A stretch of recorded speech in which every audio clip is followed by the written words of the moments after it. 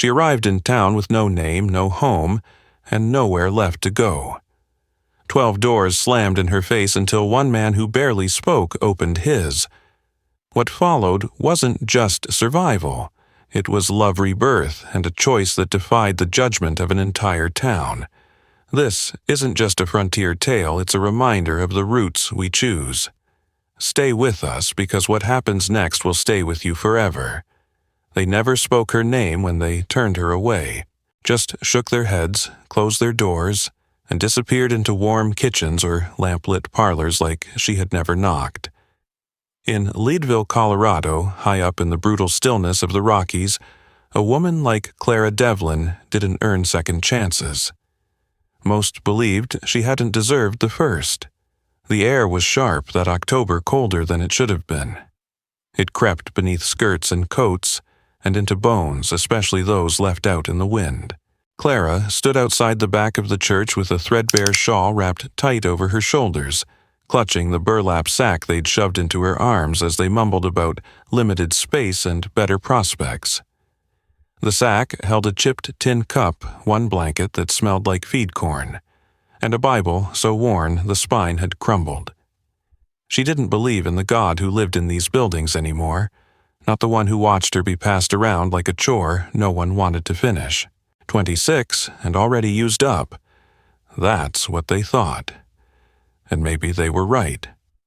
Clara had lived in 6 houses, slept in dozens of borrowed rooms, worked in kitchens that smelled of bleach and shame-scrubbed floors, until her knees blistered and spoken fewer words in defense of herself than she had fingers on her hands. 2 men had sent for her as a wife. Both returned her.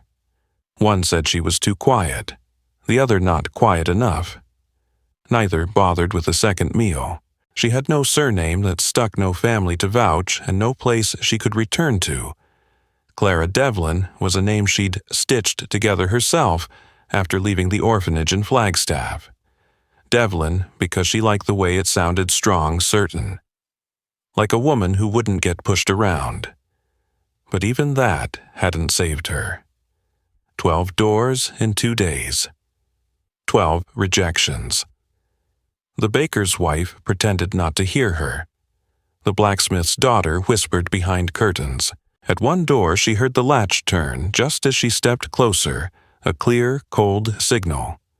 We don't want you, not even for a night. Leadville had no room for excess weight, and a woman with no family, no man, and no name. She was nothing but a burden. Clara walked past the last house on the main road, the church bell tolling faintly in the wind, as if reminding her the hour was late.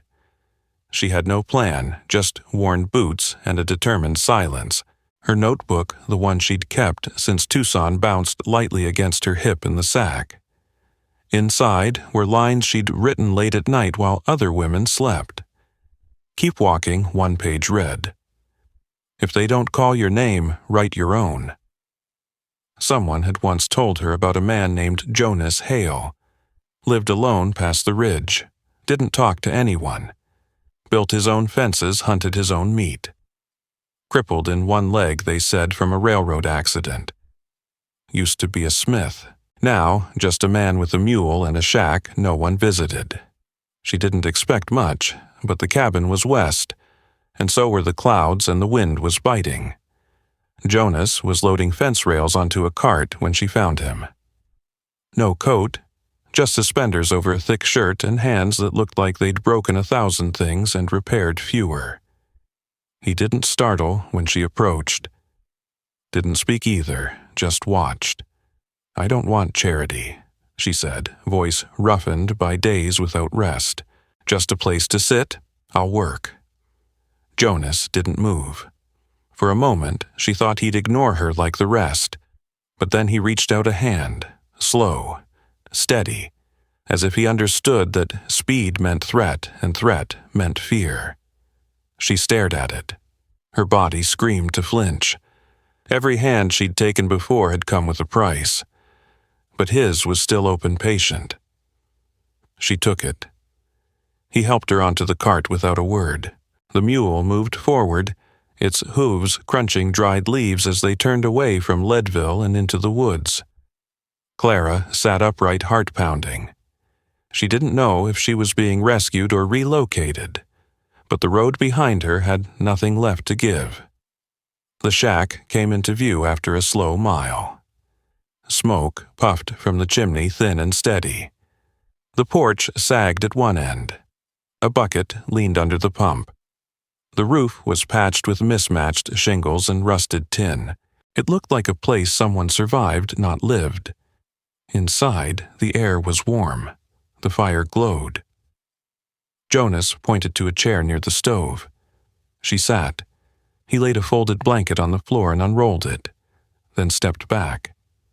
Didn't ask her name. Didn't ask what she'd done to end up here. He just nodded toward the fire, toward the mat, toward the door, as if to say, you can leave if you want, but if you stay, it's yours. That night, Clara didn't sleep much. The floor was hard, but the heat was real. The wind howled, but no one knocked. Jonas slept on his side, breathing slow. He didn't snore. He didn't watch her. He just slept as if he'd made peace with being alone long ago. Clara curled under the blanket, her hand resting on her stomach where hunger churned low. She stared at the ceiling, tracing the cracks in the boards above her. It wasn't a home, not yet. But it wasn't the street. And that was something. When her eyes finally closed, she dreamed of hands that didn't take and doors that didn't slam. She dreamed of a place where her name wasn't forgotten or erased, but written somewhere, a page, a ledger, a memory with permanence. And somewhere deep in that sleep, she began to believe that perhaps, for once, she might not have to leave. She might stay. It was the quiet that woke her. Not the kind that pressed against your chest like fear, but the softer kind, a hush that gently asked permission to stay. Clara opened her eyes to the muted light of early dawn, a room still wrapped in the warmth of glowing coals, and the distant scent of wood smoke curling through the air like a lullaby from a forgotten life. She didn't remember falling asleep. Her last memory was of watching the man across the room breathe evenly beneath his patched quilt. His back turned his silence somehow more reassuring than all the hollow words she'd ever been promised. Jonas Hale had said nothing, had done nothing dramatic, and yet Clara hadn't run. That alone felt like a kind of miracle. Her joints ached from the floorboards, but the blanket was still tucked around her shoulders. She hadn't been moved. She hadn't been touched. She hadn't been dismissed. Jonas stood by the stove now, coaxing fire to life from the coals he must have fed before she stirred. He moved slowly with intention, not like a man in a rush to start the day, but like someone who knew the value of each minute that didn't require defending himself. Clara sat up carefully. The dress she wore had wrinkled in sleep, and a fresh tear had opened near the hem. She reached to smooth it more from habit than vanity, but when she looked up, Jonas wasn't watching. He never was. "You don't speak much," she said, her voice hoarse from the dry air and days of silence. He didn't turn, didn't reply, just poured hot water into a tin cup and set it gently on the edge of the table closest to her. It wasn't the lack of reply that struck her. It was the gesture. Most men she'd met measured a woman by her usefulness, or her silence, never both. But Jonas Hale, in his quiet way, didn't seem to measure her at all. She wasn't a weight to be carried or a task to be delegated. She simply was. And here, in the fragile quiet of that shack, that was somehow enough. The days that followed moved slowly, measured. There was no urgency, no harsh expectations. Clara swept the floor. She washed dishes. She folded the same 2 shirts he rotated between and organized the shelves that held dried beans and cracked plates. She worked not because she was told, but because doing something with her hands made her feel like she hadn't disappeared entirely. Jonas never interfered. He came and went with the rhythm of a man used to surviving without applause. When he chopped wood, she watched from the doorway, learning how his shoulders shifted with each swing. When he mended the fence near the edge of the grove, she walked beside him with a coil of wire and never asked what happened to his leg. One afternoon she tried to help stack kindling but misjudged her grip. The axe slipped. It landed in the dirt blade buried near her boot. Her breath caught. Jonas stepped over, slowly took the axe, and without scolding positioned her hands properly. He didn't explain out loud, just showed her. His fingers brushed hers, rough, warm, steady. It was the first time in years she hadn't flinched. That night, they sat outside as the sun dipped behind the hills. The air smelled like pine and dry earth. Clara wrapped her shawl tighter, watching the sky bleed orange and then lavender. Jonas handed her a mug. The liquid was warm. Herbal, familiar in a way that softened something behind her ribs. "Why'd you help me?" she asked. Not accusing, just curious. He looked ahead for a long time before answering. "You didn't ask to be saved." Clara blinked. She hadn't expected an answer, let alone one that knew how to cut through years of noise. That night, when she laid down on the mat again, the blanket felt heavier, not from weight, but from comfort, from being allowed to take up space. Jonas slept in his place by the wall, same as before. No closer, no further, no questions. Clara watched the embers in the stove pulse gently like a heartbeat. It occurred to her then that she wasn't holding her breath anymore. She wasn't waiting for the moment everything would collapse. She wasn't preparing her goodbye. For the first time in a very long while, she didn't feel like someone waiting to be cast off. She felt impossibly like someone waiting to begin. The next morning, she rose before the sun fully cleared the hills. She lit the stove with flint the way she'd seen him do and brewed water without instruction. She placed 2 cups on the table, sat down and waited. Jonas entered moments later, surprised perhaps, but didn't show it. He sat. He drank. And when their eyes met, no words were needed. Because in this small act of shared silence, something sacred had taken root. Safety didn't always come with locked doors and strong hands. Sometimes it came with a man who didn't speak but listened, who didn't offer promises but presence. And for Clara Devlin, that silence had become her first taste of peace. She didn't say it aloud, not yet, but she felt it. This place wasn't a stop along the way. It was beginning to feel like a place she might belong, and that in its quiet, humble way was more than she'd ever dared to hope for. Clara had learned long ago not to expect much, not from people, not from places, and certainly not from men. Promises had been made to her before, empty, sweet-tongued, sugar-coated lies that tasted like hope and rotted like disappointment. So when things between her and Jonas began to shift, not with declarations or sudden confessions, but with gestures too quiet to name, she didn't dare call it kindness. Not yet. It started with a thimble. Clara had found it tucked in the corner of the shelf behind the stove, nearly rusted, forgotten, under an old tin of nails. She polished it, not knowing if it belonged to someone before her, or if Jonas even remembered it was there. That afternoon, when she sat in the sunlight patch on the floor threading a broken seam on her dress, she used it without asking. Jonas glanced once and didn't say a word, but the next day he left a coil of strong thread and a sharper needle by her seat. She didn't thank him. She just stitched.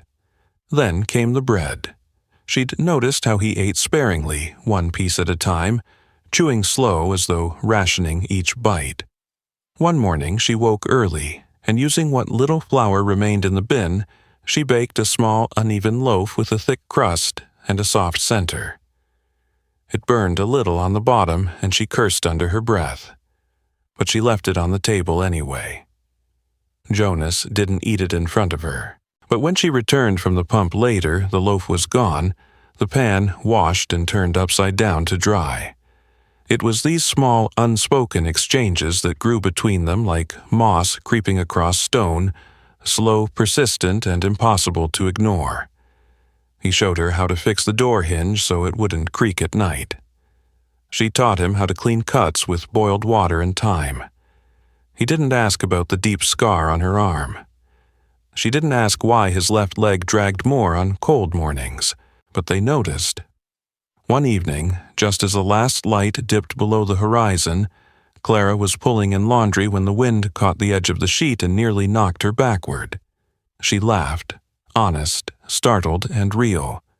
Jonas looked up from where he was sharpening the axe and watched her for a long moment. Not with desire, not with confusion, just wonder. She couldn't remember the last time someone had looked at her like that. Later that night, she sat by the fire with her notebook, the one filled with fragments of thought she never dared speak. Jonas didn't intrude. He just poured 2 cups of water and placed hers beside her knee, quiet as always. But this time, instead of walking away, he sat. Not close, but close enough. "Is it a journal?" he asked after a long while, voice low, rusty with disuse. Clara blinked. Not because of the question, but because it was the first he'd asked since she arrived. "Sort of," she said. "More like reminders," of what she stared at the flickering flame for a long time. "That I exist." Jonas didn't reply, but his eyes stayed on her face just a beat longer than necessary. Then wordlessly, he reached beside the fire and pulled out a folded cloth. Inside it, an old leather-bound book, worn but intact. He set it gently in her lap. "It was my brother's," he said.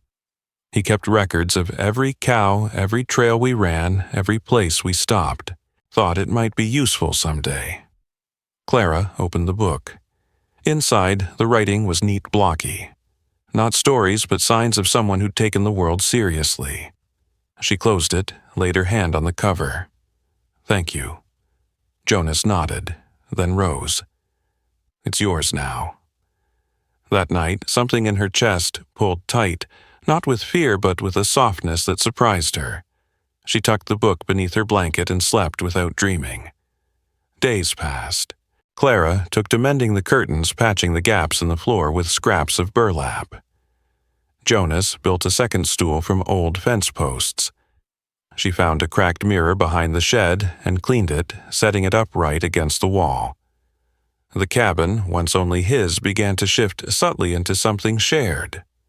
One afternoon, she found herself staring at Jonas as he repaired the corner of the porch. His shirt was damp with sweat.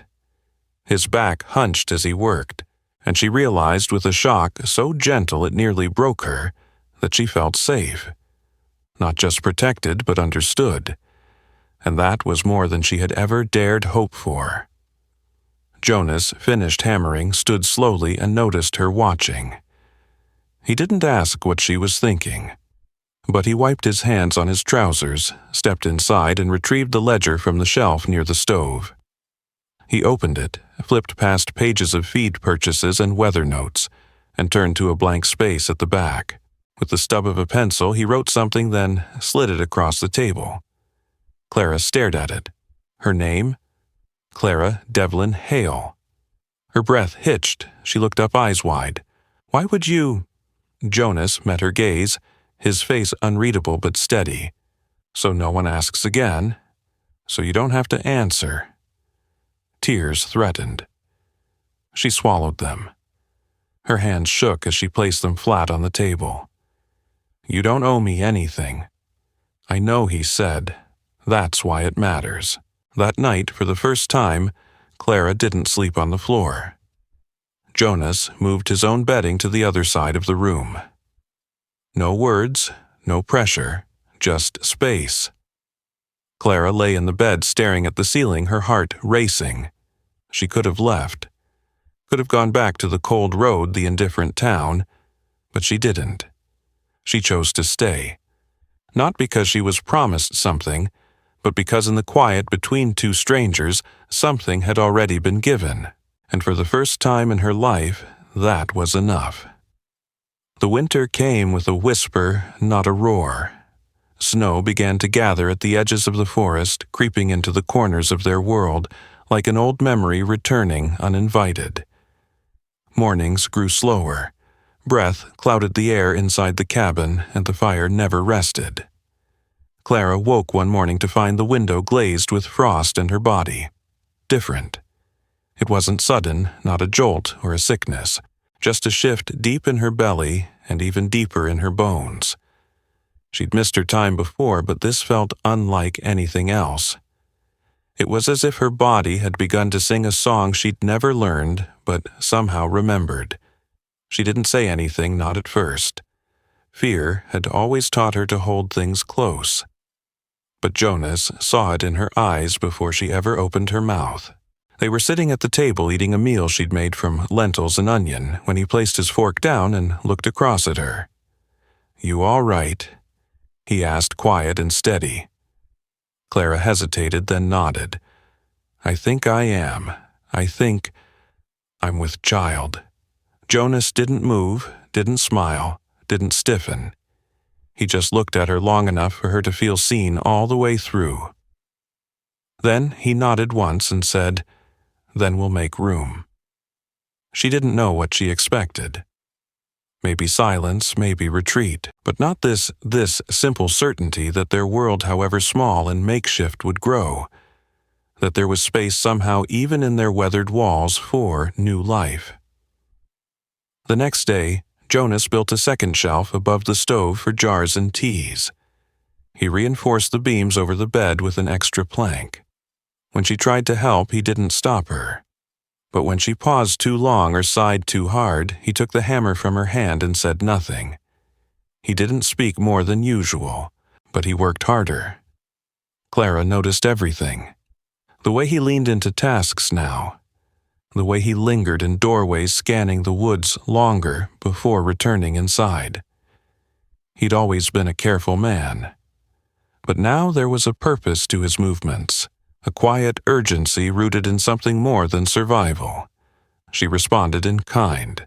Her hands stitched a quilt from scraps, each patch chosen with care, some from his old shirts, others from discarded curtains, and a few pieces she'd brought with her leftovers from a life she thought she'd shed. She lined the edges with soft thread and tucked it under the bed, her own secret promise to the child growing quietly inside her. The world didn't stop turning. Leadville remained cold and closed. They went to town only when they had to. One trip in late January left Clara trembling from the stairs. She heard whispers as they walked past the tailor's shop, murmurs thick with suspicion and bitterness. Jonas kept her close that day, his hand never far from hers. He didn't speak to defend her. He didn't need to. When Reverend Stanton met them at the chapel's edge and tried to greet them as strangers, Jonas corrected him. "It's Hale," he said flatly. The Reverend blinked. "I see. Congratulations." Clara looked him in the eye. "We didn't ask for that." They walked away before the man could reply.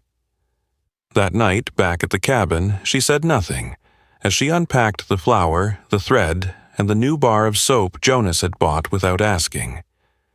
But later, as they sat near the fire, she touched his arm and said, "Thank you." He turned toward her, surprised. "For what?" "For not letting them decide what I am." Jonas looked at her for a long time, then reached for her hand. He didn't squeeze, just held it, the weight of it warm between them. The nights grew longer. Snow piled high along the roofline. But inside the cabin, time moved gently. Clara began talking to the baby in whispers when she thought Jonas couldn't hear. He never said a word, but she caught him pausing at the doorway, sometimes listening just a moment longer before moving on. She asked him one evening while folding the laundry he'd brought in, "Were you ever afraid you'd be alone forever?" He didn't answer right away. Then he nodded. Didn't see another way. She smiled softly. "Me neither." That night, when the fire burned low, Clara stepped beside him before he laid his mat on the floor. She looked into his face, eyes steady. You don't have to stay over there, Jonas hesitated. You sure? She nodded once. I'm not asking for anything. I just don't want to feel alone tonight. He laid beside her, not possessive, not demanding, just present. She rested her back against his chest, and when he wrapped his arm around her waist, she breathed deeper than she had in months. Outside, the snow kept falling. Inside, their hearts, once guarded and weathered, began to soften, not because of what they'd built with their hands, but because of what they'd chosen to hold with care. And in the quiet warmth of that shelter, they became more than survivors. They became a family. Winter deepened until the land was bone-white and still. The world outside their door softened beneath snowdrifts and the sound of nothing. Time slowed, and inside the cabin it was measured in firewood stacked by the stove, quiet footsteps, and the rhythm of breath shared between two people who had once believed they were meant to be alone. Clara's belly grew steadily. She moved slower now, with a hand braced on her back or against the table, not out of pain, but out of newness. Every flutter inside her felt like a knock on a door she had never dared open. Jonas said little about it, but Clara saw how his eyes followed her when she crossed the room, how his jaw tightened slightly when she bent too low, how his hand moved instinctively toward her elbow to steady her without needing thanks. He'd built a cradle weeks ago, carved from pine, smooth and simple, with curved legs that rocked gently when nudged. She ran her hand across it sometimes in the early morning when the wind rattled the eaves and imagined what it might hold. Not just a baby, but proof. Proof they'd done more than survive. Jonas carved a small bird unfinished, at first its wings detailed with lines only hands like his could shape. He said nothing when she noticed it, but placed it one day beside her sewing kit, as if to say, this is for her too. One morning, after the worst storm yet, Clara noticed tracks near the side of the cabin. Boot prints. Not Jonas's, not hers. Different tread, fresher than the last snowfall. She crouched beside them, her hand hovering just over the impression. Her chest tightened. The forest was quiet, but her body knew better than to ignore signs. When Jonas returned from checking the snares, she pointed to them. We've had a visitor. He knelt beside her, his face unreadable. Then he said, Climmer. It wasn't a question, just a name, a warning. Clara nodded slowly. Why would he come back? Jonas stood brushing snow from his coat. Because some men don't like what they can't own. That night, Jonas brought down the ledger again, the one where he'd once written her name beside his. He opened it, flipped to the page, and placed a pencil beside it. Clara didn't need to ask what he was doing. She picked up the pencil and beneath her name wrote one sentence. I choose to stay. No ceremony, no preacher, no papers, just ink, wood, and will. They didn't sleep apart that night, and when the fire burned low, she whispered into the dark, You make me feel like I belong somewhere. He didn't answer, he just tightened his arm around her. The baby came in April when the thaw was just beginning. Labor started with a quiet ache and ended in fire and breath. Clara gritted her teeth through the worst of it, gripping Jonas's hand so tightly she left crescent moons in his skin. He never flinched. He wiped her brow when she couldn't see straight, held her when her body broke with exhaustion, and whispered to her, with a tenderness that steadied more than pain. When the child let out her first cry, Clara wept. Not from pain, but from the sudden flood of everything she never thought she'd have. A home. A partner, a beginning. They named her Elo and Grace. Jonas built her a mobile of feathers and thread. Clara stitched her first dress from an old shirt Jonas refused to let her apologize for cutting. She placed a sliver of lace along the hem, one scrap saved from her only belonging as a girl. A handkerchief embroidered with her initials from an orphanage long gone. Leadville didn't throw them a celebration. There were no gifts, no visitors. But Jonas walked into town with the baby wrapped against his chest and bought 3 things flour lye soap and a tin comb. On the way back, the preacher offered him a letter recognizing their union. Jonas read it once, folded it neatly, and placed it in the fire. "We didn't ask for their blessing," he said. "We don't need it." By late spring, the garden Clara had once hoped for began to sprout. She and Jonas planted carrots, turnips, and 2 rows of wildflowers she'd insisted on. "They're not practical," he'd said. "They don't have to be," she'd replied. Every morning, she walked barefoot to the patch of soil and whispered to the growing things. Eloin cooed from her sling. Jonas watched from the porch, his eyes soft and sure. Some mornings he read aloud to Eloin from the back pages of his brother's old trail ledger. He changed the words, turned cow counts into bedtime stories, and Clara would listen, hiding her smile. The roots they planted weren't just in the soil, they were in each other, built from what they gave without being asked and what they offered when no one was watching.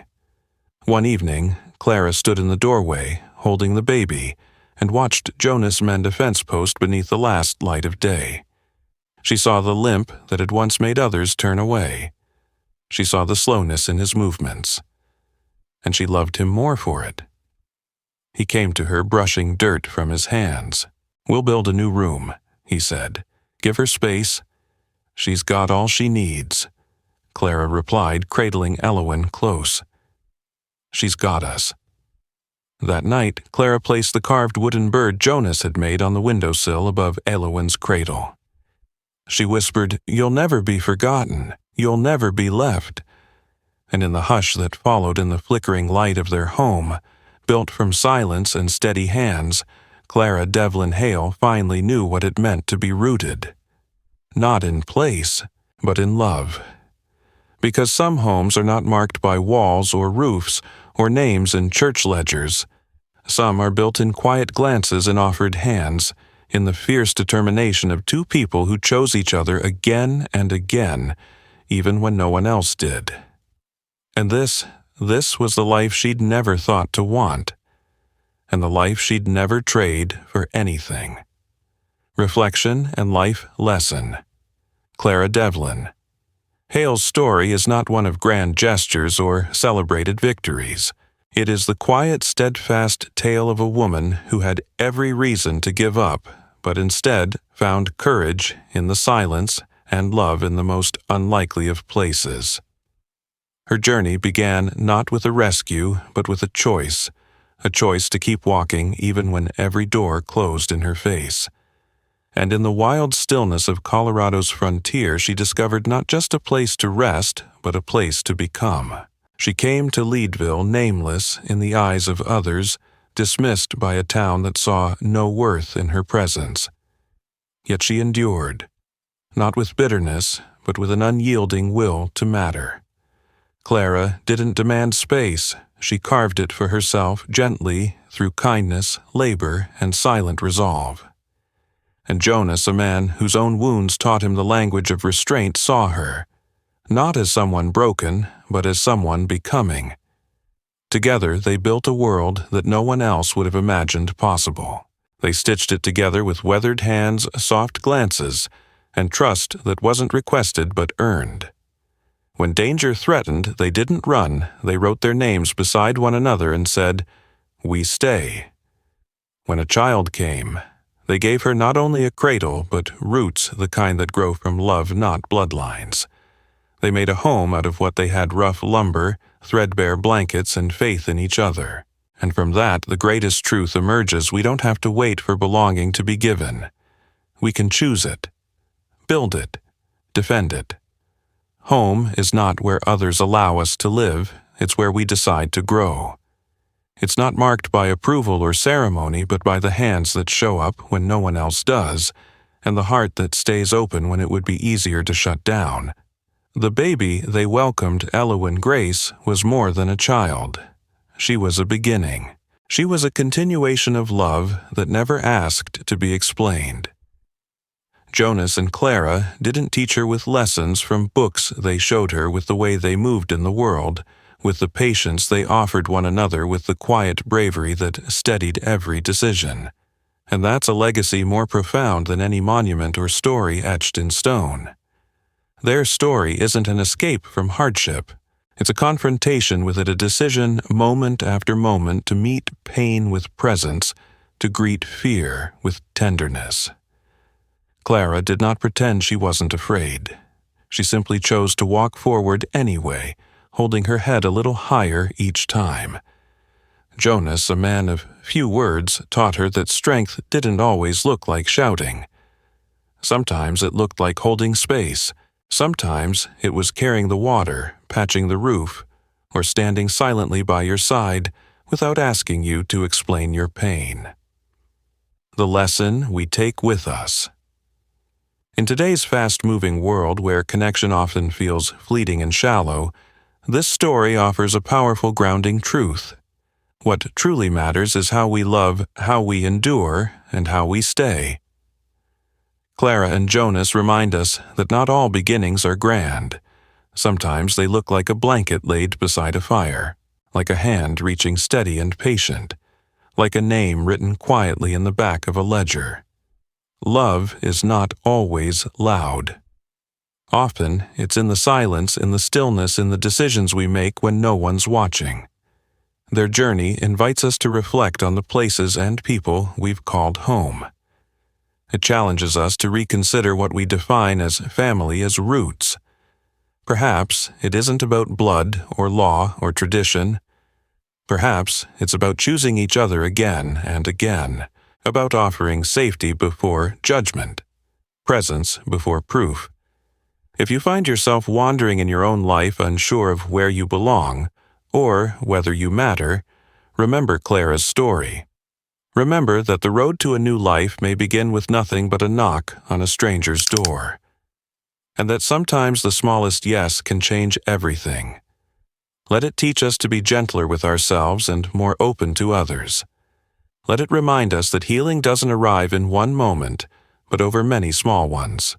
The people who've been overlooked often hold the deepest strength, and that even in the hardest seasons of our lives there is hope. There is always hope. So take this story with you. Let it settle in your bones the way Jonas's hand settled on a fence post, slow sure, never rushed. Let it be a seed. Maybe it will bloom as courage when you feel lost. Maybe it will whisper strength when you feel small. Or maybe it will simply remind you that you are not alone, that someone somewhere once felt as broken as you and still found the grace to begin again. And if this story stirred something in you, if it brought you peace or tears, or simply made you pause, please consider subscribing to our channel. Your support helps us bring more stories like Clara and Jonas's to life, tales that heal, that speak gently and remind us of the fierce beauty that still lives in quiet places. Every subscription is a lantern in the dark, guiding us forward to tell the next tale. Thank you for riding with us through this journey.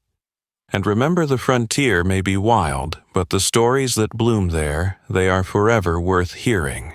Stay rooted, stay brave, stay kind. Subscribe now, and we'll meet you in the next legend.